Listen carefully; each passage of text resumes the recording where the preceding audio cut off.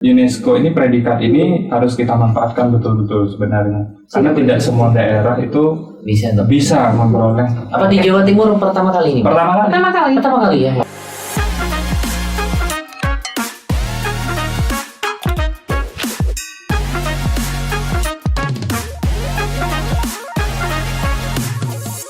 Selamat pagi pendengar Pratiwi dimanapun Anda berada. Kita jumpa lagi di program acara podcast Pratiwi Radio.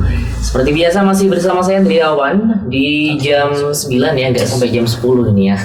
Karena narsumnya semangat sekali ya untuk datang ke Pratiwi Radio. Jadi agak maju, nggak apa-apa lah ya.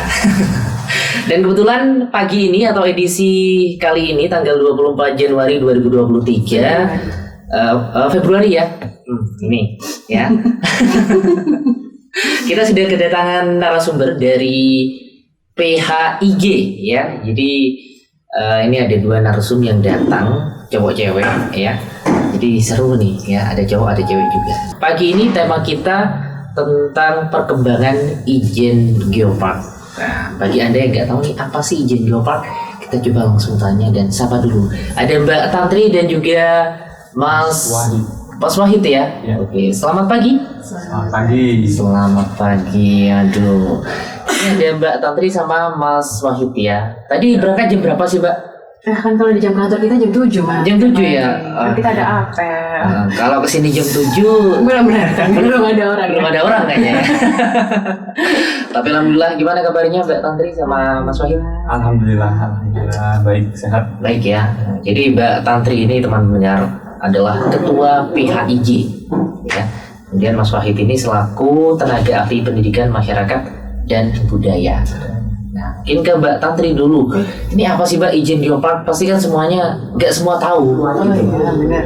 Kalau Ijen Geopark sendiri sebenarnya gambaran gampangnya itu Geopark ini adalah taman bumi, di mana bumi. Ya, di dalamnya itu ada tidak hanya taman bumi biasa, tapi kita punya warisan geologi, biologi dan budaya. Dimana untuk melestarikan ketiganya ini kita butuh yang namanya konservasi, edukasi, dan pengembangan ekonomi berkelanjutan. Nah, kalau kita sudah punya warisan nih, kita jaga, ya kan? Makanya harus kita konservasi, harus kita lestarikan. Gimana nih supaya nanti tetap ada sampai ke anak cucu kita. Nah, inilah yang kita gunakan melalui edukasi di dunia pendidikan yang selama ini sudah kita gembor-gemborkan. Pasti kalau sudah ngelewatin di sekolah-sekolah sudah ada Ijen Geopark.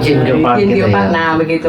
Nah, terus kemudian kalau sudah diedukasi otomatis semua kalangan pendidikan juga sudah tersampaikan dan akhirnya dampak yang paling utama dari semua ini harus berdampak pada masyarakat, Mas. Bagaimana perkembangan ekonominya? Kembali ke masyarakat ya, lagi. Betul. Bahwa ini bukan hanya kebutuhan, ini bukan kebutuhan pemerintah, bukan kebutuhan pribadi, bukan kebutuhan golongan, tidak ada. Tapi ini kembali lagi untuk kepentingan masyarakat semuanya, bahwa kalau lestari buminya, masyarakatnya pasti sejahtera. Tapi yang terjadi sekarang Ijen masih ini ya, sering kena banjir ya Mbak? Iya betul. Tapi situs Ijen Geoparknya tidak berubah ya meskipun ada bencana kayak gitu. Alhamdulillah tidak ada satupun situs kita ya yang terkena ini. Salah satu situs Ijen Geopark yang ada di Bondowoso apa saja Mbak? Bukan salah satu, Mas, kita di Bondowoso ini punya 16 loh. Banyak ya berarti? Ada banyak banget. Ada dari wilayah Ijen sendiri, kita ada Kawah Ijen ya Mas ya. Kawah Ijen. Apa ini kalau kurang? Kadang ada yang kelewat. Iya. Ada Kawah Ijen, ke bawah itu aliran asam pahit ya. Kadang kita kan nama tempat destinasi wisata sama nama setting di Geopark itu berbeda, Mas. Terus ada Kawah Hurung, terus ke bawah Lava Belawan, Geosite, terus ada kompleks mata air panas Belawan, terus ada aliran lava Pelalangan, terus ke bawah lagi kita punya dinding kaldera Megasari, dinding landscape site, dinding kaldera Megasari biasanya dibuat para layang itu, Mas. Oh iya. Itu. Terus ke bawah kita ada kopi, di situ ada kopi Bondowoso yang kita letakkannya di kopi rakyat. Terus kemudian ada hutan pelangi. Nah, terus di budayanya kita juga punya situs megalitik Mas Kuning Kulon yang ada di Pujer. Terus ada Gua Buto Sumber Dingin sama Sumber Canting. Terus Cerme satunya Cerme sama Sumber Canting. Terus ada Tari Petik Kopi dan Singo Ungu. Ya, dan itu dibagi menjadi dua situs budaya, tangible dan intangible. Jadi yang benda dan tak benda. Ya.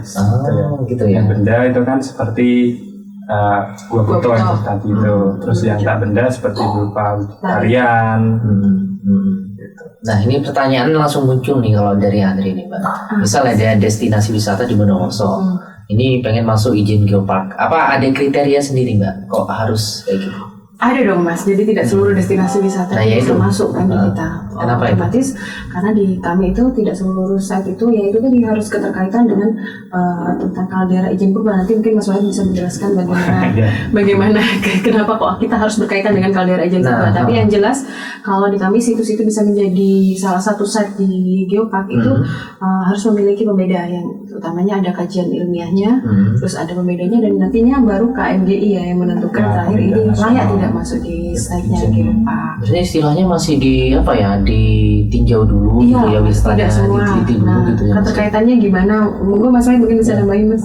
Mungkin dari beberapa situs yang ada di Geopark Ijen termasuk di wilayah Bondowoso, ini dari 16 itu semuanya punya cerita dan ada hubung kaitnya Mas. Karena kalau di Geopark Ijen ada yang nyebutnya Ijen Geopark, ada Geopark Ijen.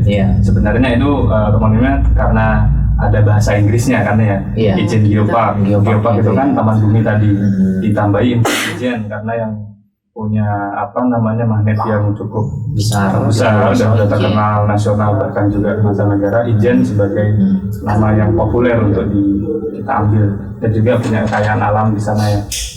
Nah, berhubung dari situs-situs ini memang betul ada 16 site, dan kenapa tidak semuanya ini masuk gitu ya? Karena memang harus ada yang namanya unsur kajian dan juga terlibatan dari sisi akademisi, terus juga bagaimana sih cerita yang bisa kita angkat. Nah, keterkaitan itu. Nah, untuk juga dari sisi dosier, karena memang di kami di Geopark itu karena di UNESCO itu kita tidak hanya dari sektor wisata sebenarnya, tapi edukasinya harus sampai. Kenapa? Dari sisi edukasi itu keterlibatan sekolah dari jenjang TK hingga perguruan tinggi itu juga harus mengetahui dan memanfaatkan. Kenapa Ijen Geopark itu sebagai laboratorium alam? Karena memang betul, karena sejatinya alam itu akan sejahtera ketika masyarakat itu bisa mengelola dengan baik. Contoh, ketika anak-anak sudah mulai mengenal dari sisi potensi yang ada di daerah, hal sederhana pun itu akan menjadi sebuah esensi yang nyata. Misalkan dari biological site yang ada di Bondowoso itu termasuk kopi. Kita hanya biasanya cuma sekedar nyeduh kopi, menikmati kopi, selesai. Tetapi kita buat semacam edukasi yang atraktif untuk anak-anak, dan esensinya bisa juga menarik untuk wisatawan untuk berkunjung. Contoh, kita buat semacam geotrip. Geotrip ini temanya berubah-berubah tematik. Nah, kita belajar bagaimana kopi ini tumbuh dengan subur, terus kenapa juga kopi-kopi ini luasannya cukup besar nih di Bondowoso. Nah, dari sejarahnya kita jadi benar-benar belajar dari kita usut dan belajar langsung di alamnya. Nah, itu benar-benar namanya Merdeka Belajar juga kebetulan dari sesuai dengan kurikulumnya gitu. Nah, jadi kita langsung ada aura yang sangat positif, dan juga keterlibatan sekolah benar-benar nyata Mas di kami juga. Jadi ada namanya bagaimana Bondowoso ini ke depannya kita akan menghadapi yang namanya bonus demografi. Nah, kita juga harus memahami itu. Misalkan di beberapa riset di tahun 2030 entah yang akan datang, kita akan mendapatkan bonus demografi. Apa itu demografi? Contoh, anak-anak muda yang sekarang, anak-anak kecil yang sekarang itu memang harus paham betul apa itu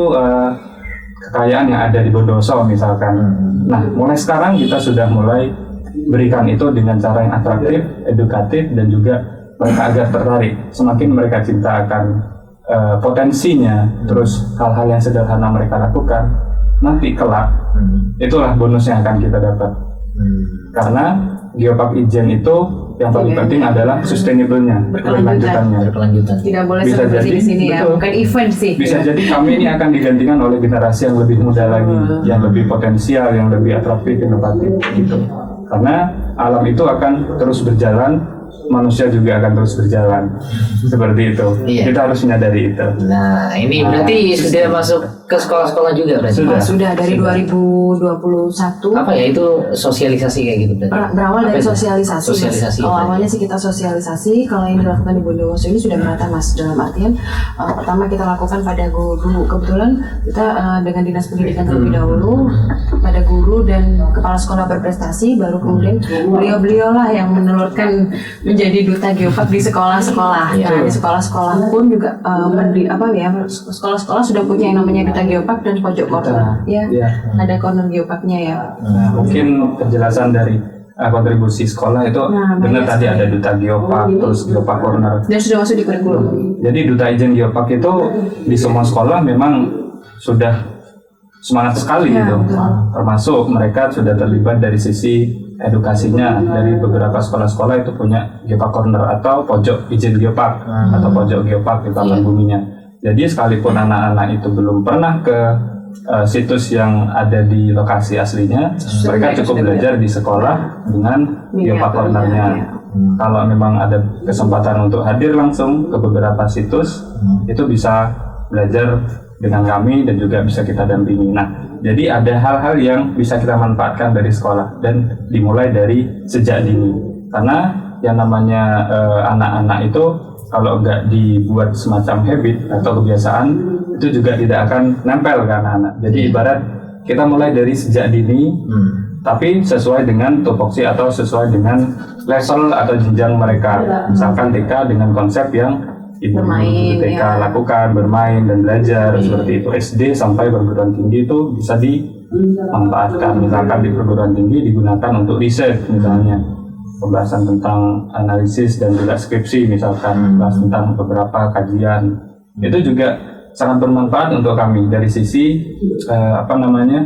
dari sisi edukasi dan juga riset itu akan mempunyai poin untuk kami. Karena kembali lagi karena di izin Geopark itu sudah di UNESCO Global Geopark. Nah, jadi labeling UNESCO ini harus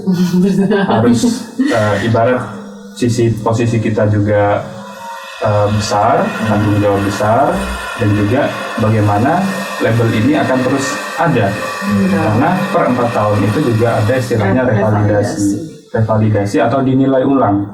Apakah komitmen atau sustain, apakah ini lebih bagus berkembang. Karena yang namanya UNESCO itu bukan dinilai dari banyaknya infrastruktur, banyaknya hotel bintang 5, tidak sebenarnya. Tapi dampak masyarakatnya. Tapi dampak masyarakatnya. Jadi sustain, bagaimana alamnya itu tetap terjaga, lokal wisdomnya, masyarakat yang memang utuh di sana dengan budayanya, itulah sebenarnya esensinya.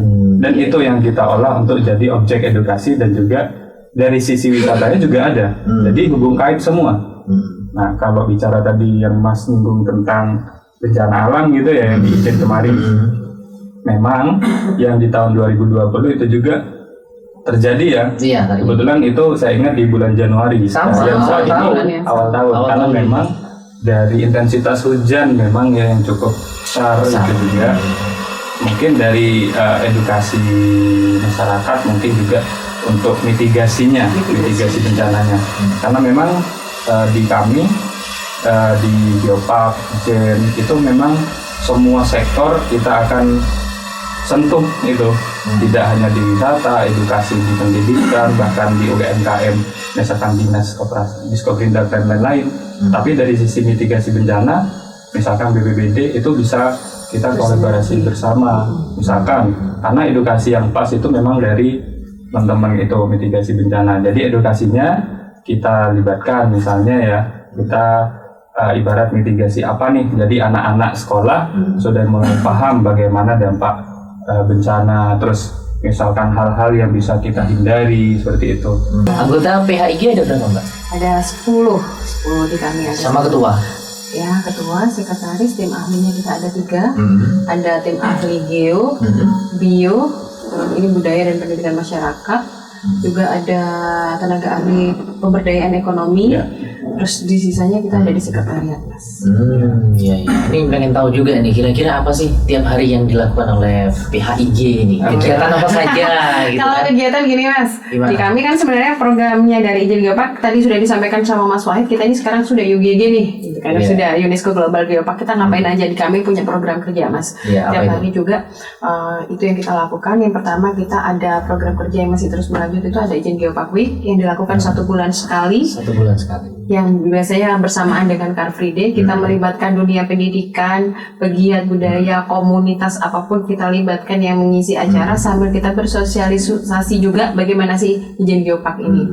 Nah, kemudian yang kedua kita juga ada geotrip. Geotrip ini rutin kita lakukan 2 bulan sekali dengan tematik biasanya Mas ya, kita sesuaikan dari bio culture, kita buat bergantian.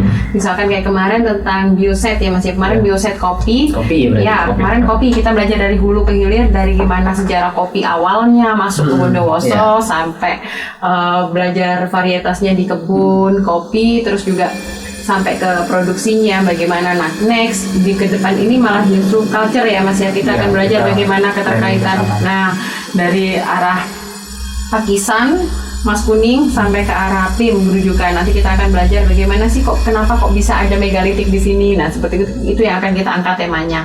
Terus kemudian kita juga ada Geopark Mengajar. Geopark Mengajar ini kita ambil tema, biasanya kita sesuaikan dengan sekolah-sekolah. Sasarannya yang pertama itu di daerah Ijen, terutama daerah-daerah yang menjadi ring ini ya, daerah Ijen, Cerme, terus daerah kota. Ini juga sama Mas, kita juga mengajar bahwa tidak hanya pengenalan tentang bagaimana Ijen Geopark, tapi keterlibatan teman-teman di pendidikan ini bagaimana. Kalau sekarang sih sebenarnya keterlibatannya sudah hampir menyeluruh ya di kita, termasuk guru-gurunya juga sudah membuat produk buku, membuat model pembelajaran, modul pembelajaran masuk di kurikulum, sudah di tahap itu. Hanya saja kan kalau sudah itu tidak bisa dilakukan sekali, masih harus berkelanjutan terus-menerus. Nah, ini yang juga masih kita lakukan, tetap terus-menerus kita lakukan.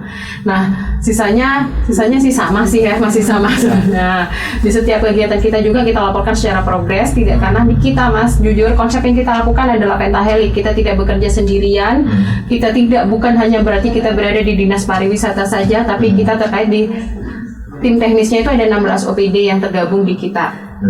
16 OPD, dan juga karena sistem pentahelik itu tidak sendirian, kita bergabung dengan akademisi, terus dengan komunitas badan usaha yaitu UMKM-nya, terus UMKM media. Nah, sebagus apapun rumahnya kalau medianya tidak tahu kan juga ya percuma ya Mas ya. Nah, tadi dan pemerintahan itu. Nah, itulah yang akhirnya membuat kita selalu bersinergi. Jadi kegiatannya memang kita sementara ini output kita ya bagaimana nanti revalidasi ini nilainya pasti harus yang lebih baik dari yang kemarin. Kalau yang kemarin alhamdulillah Mas, Ijen Geopark ini mengalami percepatan ya. Satu-satunya Ijen Geopark di Jawa Timur yang 1 kali ya, di Jawa yang 1 kali tendang. Jadi kemarin kita nggak ada revalidasi, kemarin kita langsung gol ya. Iya. Gol gitu ya Pak ya. Itu yang dari UNESCO kapan Pak yang datang ke Bondowoso? Kan datang bulan Juni 2000 kemarin 2022 Juni ya. Kita ngirim brosiernya 2020, cuman karena COVID kan ditunda akhirnya Ada berapa orang yang ikut? Kita hanya 2 orang. hanya 2 orang loh. 2 orang Cowok, cewek. Tapi seremnya itu. Itu yang senior evaluatornya itu Karena memang namanya mereka Martina. Martina. Orang-orang mana itu? Itu Ceko, Ceko-nya. Ya. Ceko. Dan yang satunya itu junior evaluator itu Jacob Welu Hansen. Kita sama-sama di tim inti pendamping asesor ya. Ya, begitu. Itu orang Republik Ceko juga Mas ya? Itu Denmark yang cowok itu. Kenapa Bapak menakutkan barusan nih? Karena concernnya beliau ini benar-benar di Geopark ini yang sekencang itu ya Mas ya, dalam artian contoh aja ya. Ketika karena wilayahnya daerah datang ke daerah Palgeding ya. Yeah. Nah, sekecil ya sempat kan kita yang di titik kunjungannya itu kalau Ijen tuh kemarin Kluncing, Pelalangan, makan siang di Arabica ya, terus Kawahurung. Nah, mereka sebenarnya terkesima, cuman ada satu yang memang ya banyak hal ya, seperti dengan Kawah Ijen ya, yang seperti kita tahu. Nah, itulah yang ada, serem banget ya, ada sidangnya juga. Ya, itu berkaitan dengan persiapan, karena memang persiapan itu memang harus banyak hal yang terlibat gitu. Tapi alhamdulillah itu sudah berjalan lancar dan poinnya cukup memuaskan. Walaupun masih ada rekomendasi ya. Rekomendasi itu tetap ada, karena rekomendasi itu yang sifatnya membangun memang. Iya, untuk memperbaiki lebih baik ke Iya. depan. Iya, gitu benar. kan. Karena sebenarnya ada pesannya cukup sederhana dari asesor itu. Jadi ada beberapa hal yang kaitannya dengan pendidikan lagi. Jadi pendidikan itu yang sangat concern yang kemarin disampaikan. Semakin sederhana untuk Iya, anak-anak dan juga tersampaikan dengan sederhana dan juga bisa dimengerti. Misalkan ada pusat informasi dan di situ ada papan narasi. Nah, jadi bisa dibaca oleh usia-usia anak-anak contohnya. Jadi agar pesannya tersampaikan. Kalau yang orang-orang dewasa itu misalkan sudah bahasanya cukup berat, itu bisa kita konsumsi sendiri. Tapi untuk anak-anak itu kan masih kurang pas rasanya. Nah, jadi saran-saran yang seperti itu dan banyak hal-hal juga yang kita benahi gitu Mas. Berapa hari dulu Mbak yang dari 5 hari gitu dari kedatangan sampai akhir gitu. Full day gitu Mas. 5 hari. Udah kasih mobil. Kalau Geopark Ijen itu kan ada di dua Ada di wilayah, dua Mas, dua wilayah. kabupaten. Destinasinya Jadi itu nggak hanya mungkin di dua Bondowoso. wilayah. Jadi Bondowoso dan juga Kabupaten Banyuwangi.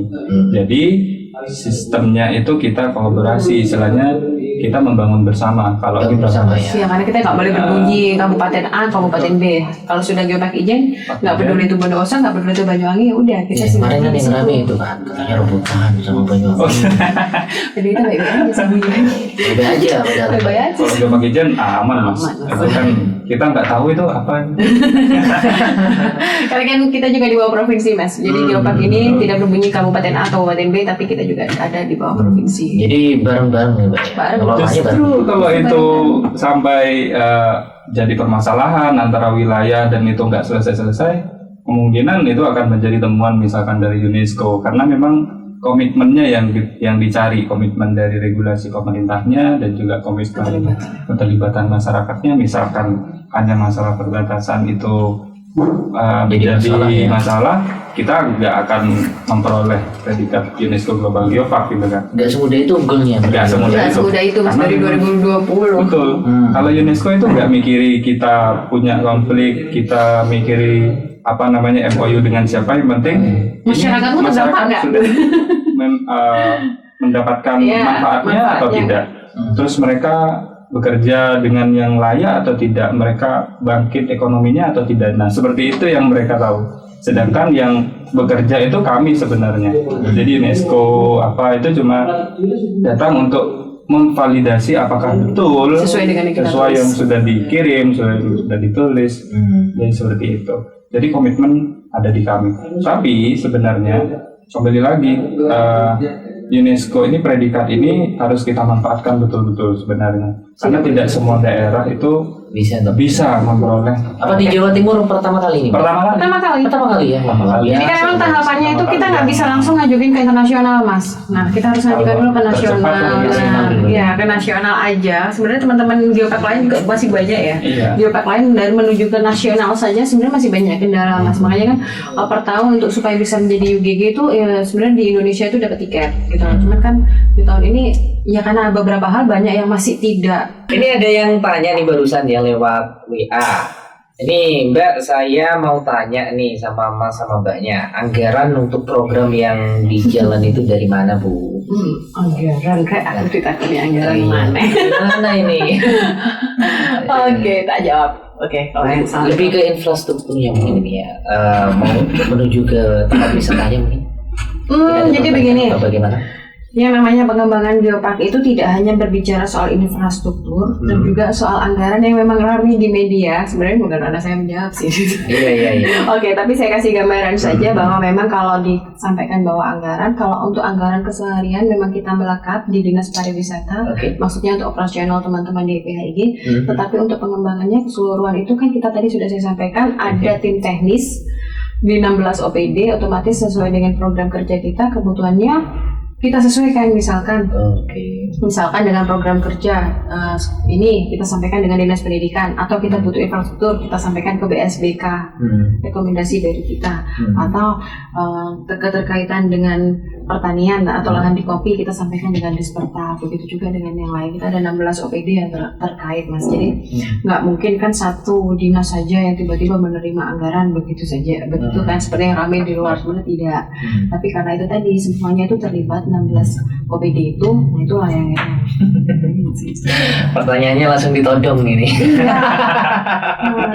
Karena pengembangan itu kalau di Geopark, karena keterlibatan OPD itu yang justru karena komitmen, Mas. Karena komitmen pemerintah. Komitmen pemerintah bagaimana untuk mengembangkan Geopark, jadi tidak dijatuhkan pada satu dinas. Sudah ada regulasinya sendiri. Ya, tadi ada beberapa tempat wisata yang disebutkan oleh Mbak Tantri. Ya. Kalau Batu Soon Solo masa nggak masuk, Mbak? Masuk lah. Masuk ya. Cecer berarti tadi ya.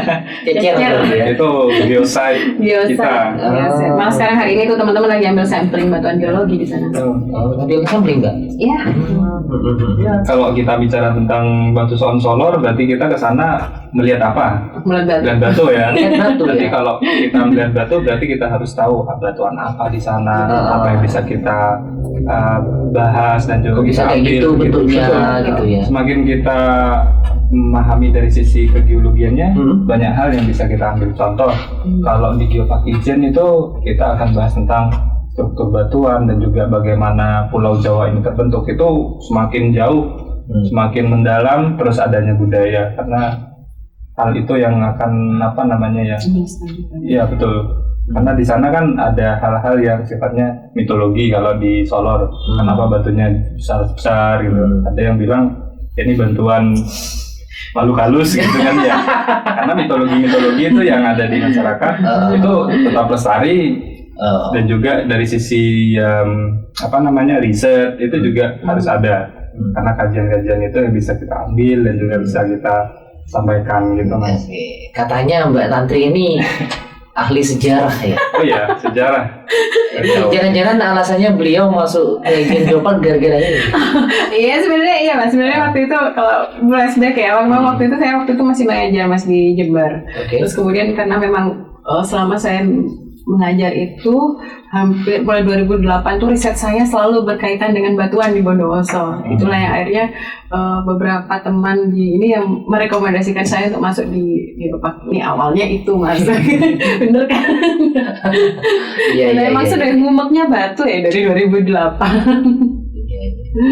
Ya, kemudian ini ada pertanyaan selanjutnya nih Mbak Tantri sama Mas Wahid. Katanya, ini tentang konflik ini Mbak, Banyuwangi sama Bondowoso. Apa yang dilakukan Pemkab agar konflik dengan Banyuwangi agar tidak terus-menerus terjadi? Ijen Geopark wajibkan dipertahankan di Bondowoso. Maksudnya konflik yang bagaimana ini Mas? Kurang tahu nih gimana ini, maksudnya mungkin katanya Mas ini rebutan mungkin gitu ya? Oh, rebutan wilayah tadi sudah disampaikan. Nggak ada, kalau di kami itu terus terang ketika kami berkunjung ke Banyuwangi juga kita diterima dengan, bahkan di kita itu ada ini Mas, ada pertemuan setiap bulan Mas. Setiap bulan ya, kita itu ada pertemuan dengan Banyuwangi, bagaimana pengembangan Geopark ke depannya gitu. Jadi nggak ada sih kalau di kita, dan ada provinsi. Itu kan urusan yang lain Mas, urusan yang di atas kayaknya. Kalau ranah kami itu dari sisi pengembangan. Kalau di kami hanya dari sisi pengembangan. Dari sisi regulasi pemerintahnya ya. Dan kalaupun dibilang berebut enggak sih Mas, karena di Paltuding juga keterlibatan pemandu Pemandu lokal itu. Pemandu lokal. Kalau gate-nya bukan? Iya, gate lokal tuh ada nilainya, poinnya besar juga ya. HPKWI ya, HPKWI, dan itu sama-sama sinergi.